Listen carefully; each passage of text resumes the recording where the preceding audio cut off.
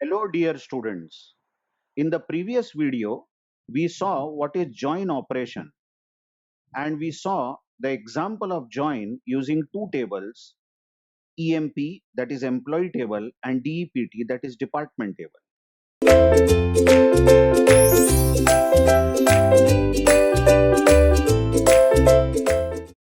I would suggest all the students to watch the previous video, which is pretty big video of 30 minutes before you just watch this one. Now, I made this video primarily to take more examples of join operation. Basically, what I have done in this video is I have taken some arbitrary examples of two relations or two tables. Let us say we have got a table called R1, which has two columns, A, as you see, A and B. Only two columns are there in relation R1, and in relation R2, as you see, there are two columns again, C and D. And I have written some arbitrary values in each of the rows, like R1 contains 1, 2, 3, 4 and 5, 6. Now let's see what will happen if we take the Cartesian product of R1 and R2. Consider this operation R1 cross R2. Please try to understand we are doing R1 cross R2. That means every row of R1, like this first row of R1, will be joined with all the three rows one by one of R2. So what we are going to get in R1 cross R2 is that definitely we will have four columns. Yes, in R1 cross R2, we will have four columns, two from R1 that is A and B and two from R2 that is C and D. So as you can see, we have A, B, C and D in R1 cross R2. Also remember that A and B, these two columns are from R1 table, and these two columns C and D are from R2 columns, R2 table. Now what will be R1 cross R2? First row will be joined with all the three rows one by one of R2. So we will get 1, 2, 2, 10 as the first row. You can understand that 1, 2 is joined with this row. So that's the first row I have shown, 1, 2, 2, 10. The second row will be 1, 2, 8, 5. Yes, 1, 2, 8, 5. And the third row will be 1, 2, 6, 7. Check that, 1, 2, 6, 7. Once this is done, then the second row of R1, that is 3 and 4, 3, 4, will be joined with all the rows one by one of R2. And hence, we will get 3, 4, 2, 10, correct? So, we will get 3, 4, 2, 10, then 3, 4, 3, 4 will be joined with 8, 5, and 3, 4 will be joined with 6, 7. So, next row is going to be 3, 4, 8, 5 is going to be 3, 4, 6, 7. Okay. And now finally, this third row of R1 is going to be joined with all the three rows of R2. So we will have 5, 6, 2, 10, 5, 6, 8, 5, and 5, 6, 6, 7. This is the result of R1 cross R2. Obviously, R1 cross R2 is going to be a very big table, and R1 cross R2 will contain all the columns of R1 and all the columns of R2. Remember, if R1 has, let's say, m rows, like in this example, R1 is having 3 rows, correct? And if R2 is having n rows, like in this example, R2 is having 3 rows, then number of rows in R1 cross R2 will be m into n. isn't it? Because every row is going to get joined with every other row of the other table. So remember, R1 cross R2 has m into n rows. M into n rows. So it's going to be a very big table. Now, once you find R1 cross R2, there is no sense in this table actually. This table doesn't make any sense. But then why did you actually find R1 cross R2 is you had two different tables and you wanted to pull out some information from these two tables which is meaningful. For instance, you wanted to join R1 and R2 and then pull out only those rows where B of R1, check my words, where B of R1 has same value as C of R2, let's say. Okay, I repeat, B of R1 should have same value as C of R2. In that case, you first join both the tables using R1 cross R2, you find Cartesian product, and then you run select operation on R1 cross R2. Now the select operation is going to contain a predicate, that is a condition, and the condition will be R1 dot B. Now you watch, we are actually writing the name of the relation followed by dot, followed by attribute, that is column, so that there will be no discrepancy, there will be no confusion between whose column are you talking about. It is very clear that we are now comparing column B of R1 table.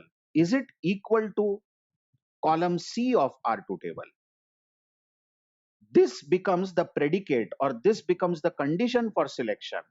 But from where are we going to select this? We are going to select this from the huge table R1 cross R2. Remember, R1 cross R2 is also a table. It is a temporary table, and we are going to run the select query, select clause or select condition on this particular R1 cross R2. So let's see how many of the rows pass this condition. Just check, this complete row will pass because B equals C. Okay, any other row? No, I don't find it. Only one row passes this condition. So in our result, I hope I am correct. Yes, 2 8s, 2 6, 4 2, 4 8, 4 6, 6. Yeah, I'm absolutely right. Oh, there is one more that was hidden out of the screen. Here we go. This is one more row where B equals C. So two rows will be filtered out. So in our result, how will result look like? Let's see. Result will obviously contain 4 columns because we are filtering out rows from R1 cross R2, and R1 cross R2 has 4 rows, 4 columns. I'm so sorry, A, B, C, D. And what about the rows 1, 2, 2, 10? That's the first row, correct? 1, 2, 2, 10, and second one is 5, 6, 6, 7. Just check this particular operation, this entire operation is a two-fold process. It's a two-step process. First, you have to find the cross product of the two tables, and then you have to run a condition, a select operation on this cross product. Only cross product is meaningless. Now this entire operation, in relational algebra can be written as follows. R1 join, this is the symbol used for join R2. So when you see this join operation, one has to know that R1 and R2 have been joined using cross product, but then only cross product is meaningless. So what you do is, just under this join operator, you put the condition that you have used, or rather you are going to use to filter out the rows. Whatever I have written here at the bottom is exactly same as whatever we have written here at the top. This is the concise way, short way of writing the entire join operation. So, by the way, this was just an example, an arbitrary example, where I took some values in R1 and R2 and I have shown the join operation on these two tables. Finally, look at the result again. This is our result, isn't it? Many times what happens, when we find R1 cross R2, there are a lot of columns A, B, C, D in our result. But many times we want only few columns of this result. Okay, we are going to run this entire thing. That means we are going to filter out the rows from R1 and R2 and we got only two rows, isn't it? After filtering. But finally we want to see, let's say, only A, B and C columns. We don't want to see this D in our result. In that case, we then write a project operation. So what will be the kind of join? We want to project only R1 dot A, check the use of the table name here, comma, R1 dot B, comma, let's say R2 dot C. But we don't want to see R2 dot D. So we have made it clear that from our result, now comes the bracket. Here is the select operation. We are selecting only those rows where R1 dot B equals R2 dot C.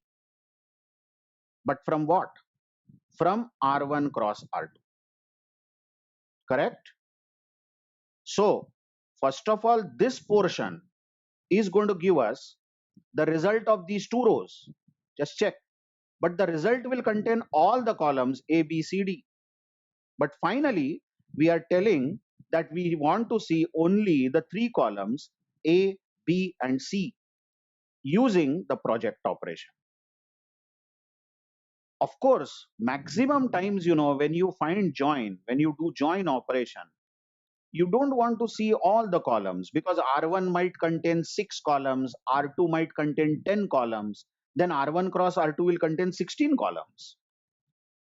And you want to see only the data of your interest. So, how can you write this using relational algebra operator?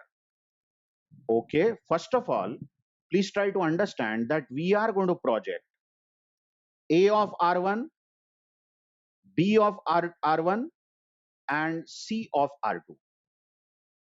But we are going to join R1 with R2.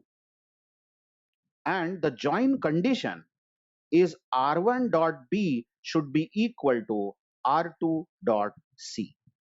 The join condition has been written with this join operator. What has been written in this bracket is exactly equivalent to whatever has been written here in the bracket. Of course, the project operation will remain the same. So this is how we are going to write our join operations in relational algebra, and we are not going to write them in this fashion where we are going to show the cross product and the select operation. This is a nice way of showing the join operation. Okay, let's see one more example. Now I have got the same two tables for the join operation. Just check, if you just go back in the video, the same rows in R1 and R2 have been shown. So what if we find R1 cross R2?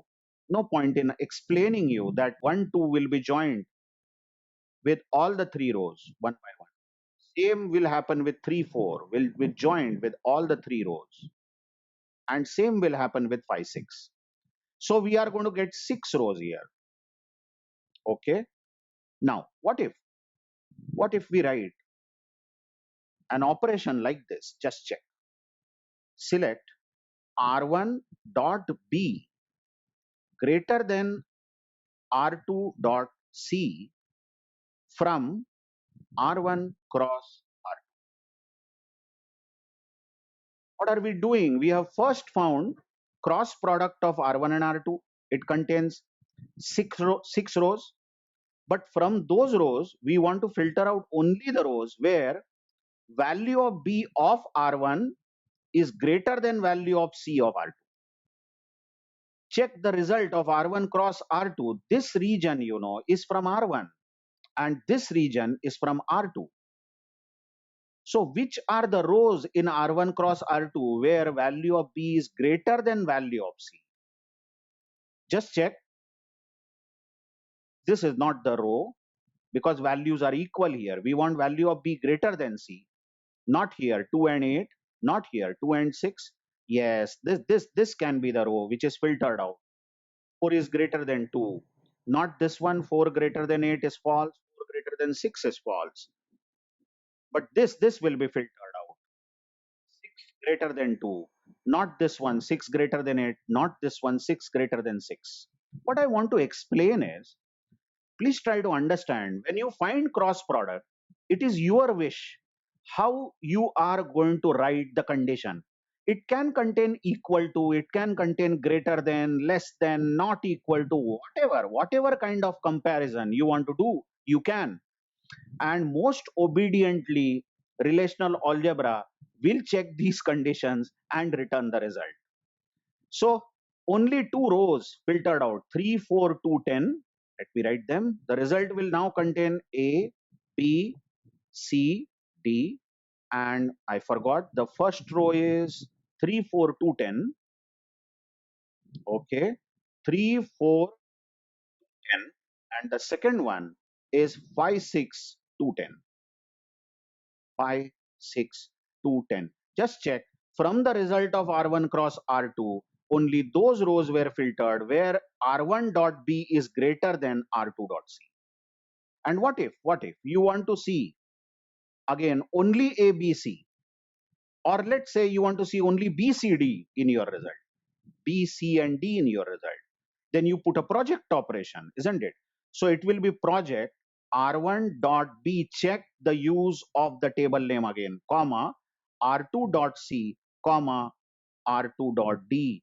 But this projection has to be done use after this select operation, which is R1 dot B greater than R2 dot C, and this select operation is running on the cross product R1 cross R2.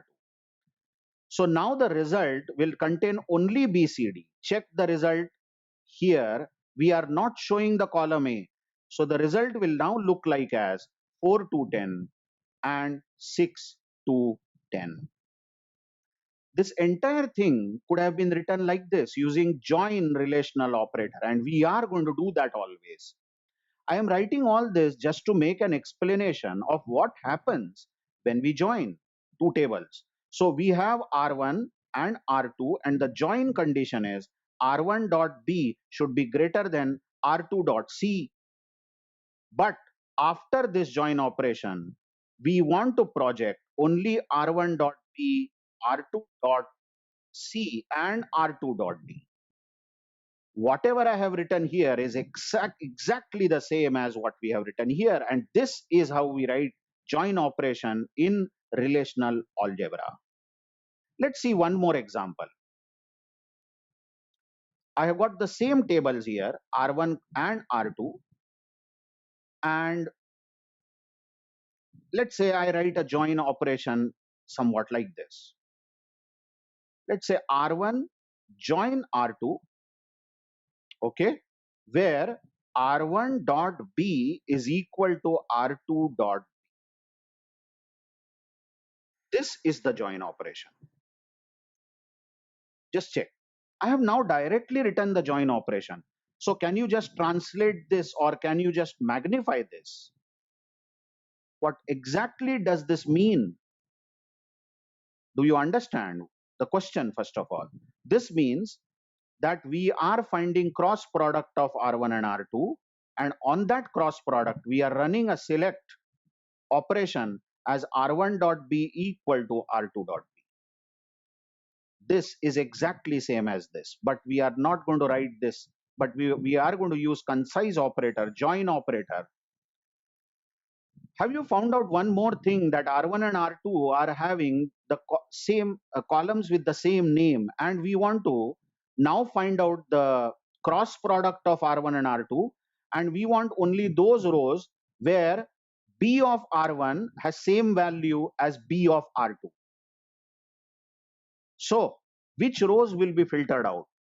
Now I have not even bothered, to write R1 cross R2. You know that R1 cross R2 is going to be a big table and it's going to contain 6 rows, isn't it? But then we know that in our result, this row will be there. Just check in R1 cross R2, correct? And this row will be there in R1 cross R2. No other rows will be there. You just check it out. Or rather, it's better that you write R1 cross R2 first and then you check that which rows will be filtered out. So how will the result look like? Here is our join operation again, R1 join R2, where R1 dot B equals R2 dot. This is the join operation. Now the result will show A, B, B, C. Please try to understand that although the column B has same name in R1, this is from R1 and this is from R2, we will still see this column. And the result is, I think 1, 2, 2, let me check, 1, 2, 2, 10, and 5, 6, 6, 7. 5, 6, 6, 7. Okay. Now, there are many types of joins actually. Inner join, outer join, and we will see that how the output looks like in each type of join as far as relational algebra is concerned. So just in the next video, assuming that you have now understood join operation, in the next video I am going to discuss about types of join, and we will have a series of videos. We won't see it just in one video all the types of joins, because this is rather a very absorbing topic where you have to very clearly know what do you mean by inner and outer join. So that's it in this video. I hope that you now completely know what do you mean by join operation. Thank you very much.